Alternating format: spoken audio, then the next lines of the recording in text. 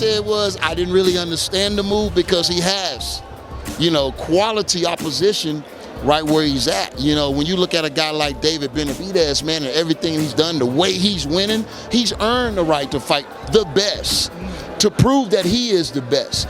Him becoming undisputed, do you see him as having fought the best, or you feel that he has to fight Benavidez in order to really call himself the best at 168? At 168, yeah. I mean, if you haven't fought David Benavidez, then you haven't fought the best fighter in the division. And that's what I don't have I may have a little problem with. But if Canelo goes up and win the cruiserweight championship, where does he go? Is he going to retire? Is he going to vacate the undisputed? Or is he going to come back down, fight someone that he should have fought prior to? And then what happens? Will it be a built-in excuse? Because we've seen this before. We've seen a guy run up to the heavyweight division, to avoid his stiffest competition. Former light heavyweight world champion Antonio Tarver, who's famous for knocking out Roy Jones in the second round in the rematch, is calling Canelo the 2021 Roy Jones, moving up to cruiserweight to avoid David Benavidez, who he considers the best at 168. He also asked a $1 million question. After Canelo defeats McConnell, where does he go from there? My opinion is we saw the last of Canelo at 168. He goes to 175. But I have a question. Is David Benavidez the best at 168, or do we think he's the best at 168? I mean, who has David Benavidez really fought? And I like David Benavidez at super middleweight. But what signature win does he have? The answer to that is none.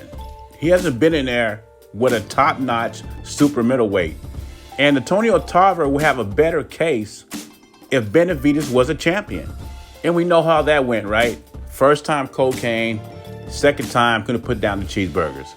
And I can see Antonio Tarver trying to compare the Canelo situation to the Roy Jones situation. The difference is Canelo won all 4 belts at 168.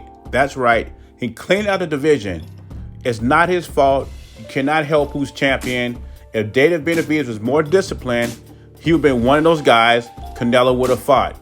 Now I can see he would have a case if Benavidez was champion. I can see if Canelo collected 3 belts and he looked in David Benavidez's eyes and ran up to cruiserweight, that is different.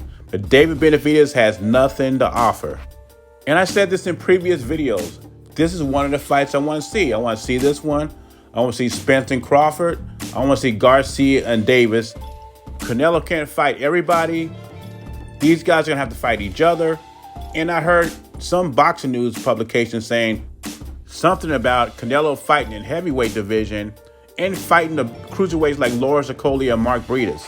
I mean, you even got Usyk talking about coming back down to cruiserweight and making that fight happen.